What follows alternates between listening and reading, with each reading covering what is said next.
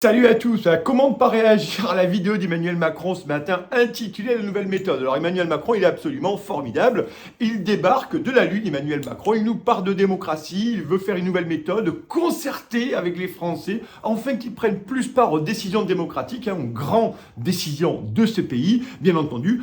Pendant 5 ans, voire 5 ans et demi, Emmanuel Macron, il ne s'est pas embarrassé des Français. D'ailleurs, on a bien vu que toutes les manifestations sociales et populaires avaient été lourdement réprimées. Donc Emmanuel Macron, c'est assez savoureux de l'entendre venir nous dire aujourd'hui que, par exemple, pendant le Gilet jaune, il y a eu le grand débat, et d'en venir faire pratiquement une fierté du grand débat. Il apparaît en grand démocrate, celui qui veut unifier les Français, les faire participer à tout ce qui est démocratique, tout en restant, bien entendu, chevillé au corps de l'Union européenne bruxelloise, qui, vous le savez, n'a rien absolument de démocratique, et on le voit de plus en plus. Donc Emmanuel Macron, dans cette vidéo, il vient nous parler du grand débat, l'escroquerie du grand débat, bien entendu.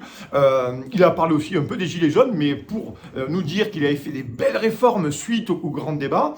Et puis il nous parle, chers amis, du Conseil national de la refondation. Donc, première précision, le Conseil national de la refondation, en fait, personne n'est venu quand il organisé le mois dernier. Même Gérard Larcher, le président national, n'est pas venu. Ils se sont fait ça à Marcoussis sur un terrain de rugby. Ils étaient une poignée. Ils étaient une poignée parce que personne n'est venu à cette espèce de mascarade, une nouvelle fois, du Conseil national de la refondation. Donc, Emmanuel Macron, il nous vend ça comme le saint-sacrement de la démocratie retrouvée, d'une France apaisée, de grandes décisions. Il y a un truc qui est très très simple, qui peut se mettre en place assez rapidement. Ça s'appelle un référendum. Comme ça, les Français, une bonne fois pour toutes, reprendront leur souveraineté, décideront pour eux de ce qui est bon, bien entendu, pour leur démocratie, pour leur avenir, pour leurs enfants et pour eux-mêmes.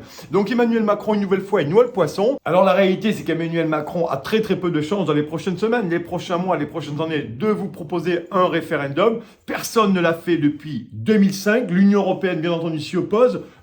Une partie de la classe politique s'y oppose également parce que les Français seraient trop cons, bien entendu, pour prendre des décisions pour eux-mêmes. Donc ce pays va continuer à être dans une impasse. D'ici là, on se retrouve très bientôt pour une nouvelle tranche de démocratie. Et justement, bye bye, vive la démocratie. Salut, ciao.